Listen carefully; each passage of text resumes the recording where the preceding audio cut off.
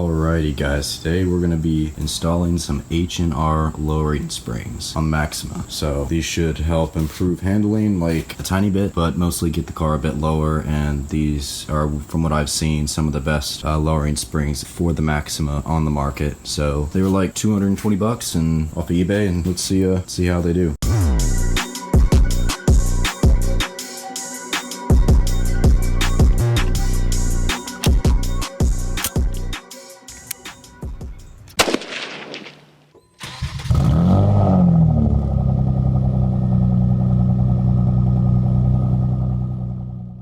First thing you're going to want to do, well, I mean, I'm doing the rears first, but you can do whichever end you want. But the rear, just one, I believe it's a 17 mil bolt right here, and then 3 up there on your strut tower. Undo that and let this fall, have like something to hold it with, and then you can do the rest up there. After you get this bolt out, I'd like to show you a trick that I do. Is just put a jack stand underneath this piece of the axle, the cross member, bringing the axle back, so that if anything happens, then just to keep the weight of it not crashing down and stuff. And then we're gonna get these 3 bolts out. So to do that, you need a screwdriver, and you're just gonna come in the trunk, undo a bunch of pins, and there is our strut, the top of our strut right there. Terrible location. I believe I will try and get this shroud out of the way, maybe. Yeah, I'll probably do that. And then it looks like just some like 15 mil bolts right there. So yeah. All right guys, so this is the result of dealing with wonderful Japanese ingenuity. So there's the top of the strut tower. I'm using that tiny little socket right there just to ratchet, just trying to get it loose. I got the back one off, or the front one off, and one of them off, and I'm gonna get the other one. I took off this plastic trim, but it only reveals this metal plate with a bunch of like 17 millimeter bolts that's going all the way around. So I don't know how I'm gonna get a torque wrench in there, but figured that out later. I want to show you all something down here. Just stick your bolt in a little bit just to get the strut kind of like supported, so when you undo the 2 bolts up there, it doesn't come crashing down. Alrighty, 2 bolts up top are out, and you get the bracket out, and now we can just pull loose our bolt. And there's our strut. I am not going to replace the stock strut right now, or the shock. I'm just going to replace the springs. You can if you want to. I would go with Koni yellow shocks. They're pretty much the best shocks out there. At least the ones that I've found on forums, people say they're good. So that with H&R springs, it looks nice, and it also performs really well. So that would be the shocks that I would be going with. But right now we're just going to blow these out and then replace them later. Let's get to getting this spring off. And for that, you're going to need these things. Or not, if you don't care. I'm gonna use them. So hook them on there, crank it down. Pretty sure you're supposed to do like opposite ends. So see how this one has 2, that one has 1, then make that one have 2, that one have 1. We'll see how it goes. All right guys, so I just put them straight sticking up like that just because it was getting too close over here for the ratchet to fit. But yeah, so if you're rich, you get an impact gun and do it, and if you're like me, you have a ratchet. So just compress it down, and then we'll get to the 15 mil bolt, I think, on top. Probably a 17. Yep, 17 mil on top.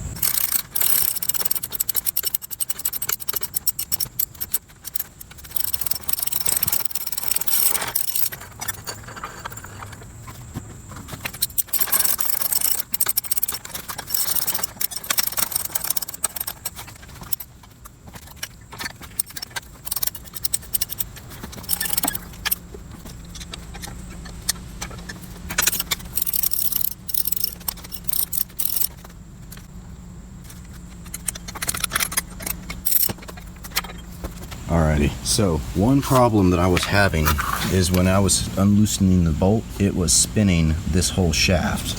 So all of this stuff was spinning. So I stopped that by just simply grabbing a hold of this thing. But after the friction gave way, I still had that problem. So I noticed they made this convenient little thing. It's like a squared, flat-ended thing. So I just gripped that with some vice grips, had an open-ended wrench, and loosened it until the bolt was so loose I could thread it off by hand. I don't know if that's the correct way to do it, but that's just what I figured out. And yeah, so the old spring is off. We'll get that undone, and I'll try to clean up this thing a little bit and put this new one on. So these are the rears.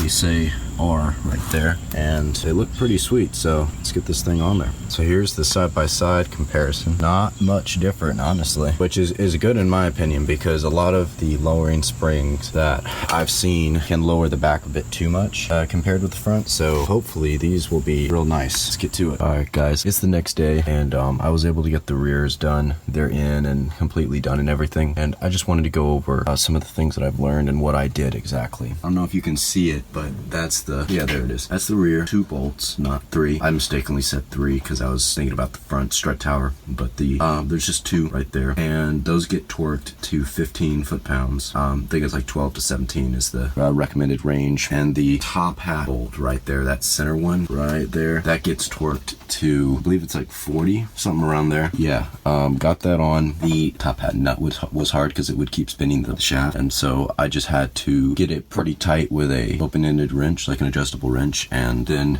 torque it with a torque wrench before I put it in here. And then before I even did that, I had to line up the top hat with the bottom of the shock to make sure that it would fit right. And so what I found is it's like 1 notch past lining up those 2 bolts with the ends of the hole where the 17mm bolt goes on the bottom of the strut. So it's like a little bit off-centered, and that's all it needed to fit up in there. But if you're gonna do it, just like kind of fit it up in there before you tighten everything down, and then just keep it in that one position, find like a point of reference, and you should be good. Other than that, these things were really a pain. You can't take this big shroud off because it's like structural, but you can fit a small ratchet in there, and you can also finagle like a torque wrench in there if you're able to. But taking off this plastic stuff, this like trim, it does help some. So yeah, these little things, when you take off the plastic trim, they normally fly off, so make sure to grab those.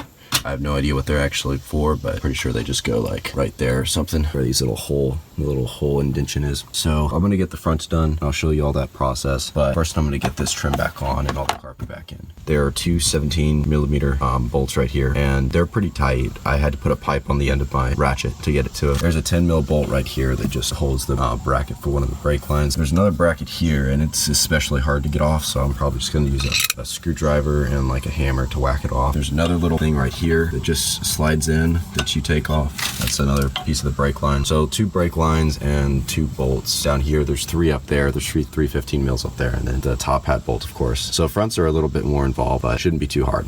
All right, guys, so I got the top hat off, and after compressing the springs, what you're going to want to do if you don't have a top hat removal tool, like one of those that you can use a brace it with like a torque wrench or a breaker bar or something, is thread one of the strut bolts on, and then use an open-ended wrench and brace it against the ground, and you can unloosen it with just a ratchet or breaker bar, and then use the impactor drill or whatever for the rest of the way. After at this point, we're gonna get the new spring compressed, take this little top piece off, and get it fitted up. Okay, guys, so I got the front done right here, and I just swapped over the rubber guard things or whatever, and it's just seated right up against there. It has a little cup right there that it sits against. One thing that you're gonna want to note is it's marked out on that top hat thing. So this is what it looks like. It should say out right there, O-U-T, and that's going to face with this flange, because this flange is going to be pointing out. This is the right side, and so what you're going to do is you're just going to make sure that that's pointing out, and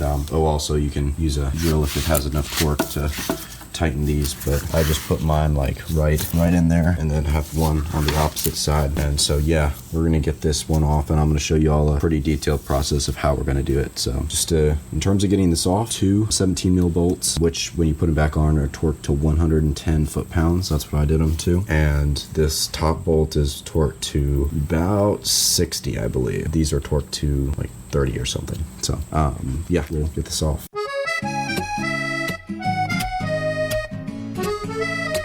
Alright guys, so this is the before picture that I just slapped up on the screen, but before I show you guys the before and after, I want to explain something very important, and that is that if your car does not have struts, so combined shocks and springs, do not buy lowering springs. These were a pain to install, and unless your car is like the Maxima and the spring coils and the shocks are together in one package, buy coilovers or cut your springs. If you have separate shocks and springs, cut your springs.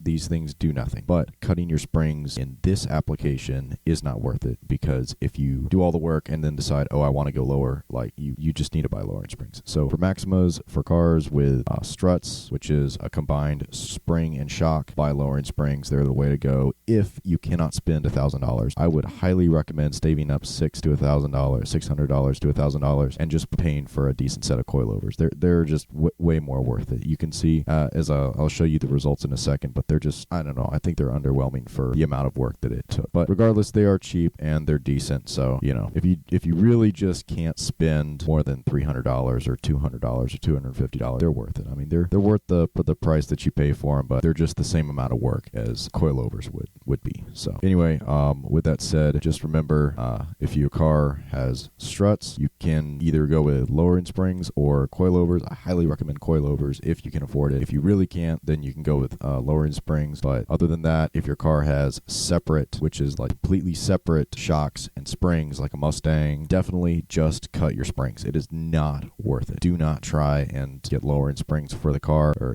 anything with just a separated shock and spring. Cut your springs. Linear springs, as long as they're linear springs that are not progressives. Progressive springs are these H&R springs that you see that I'm putting in, where they're tighter at the bottom and then looser at the top. You can't cut those. Do not cut those springs, because then you'll screw up your ride quality. As long as they're linear, like my old springs, which are evenly spaced coils, you're good. Cut your springs, boys. So first, cut that bones.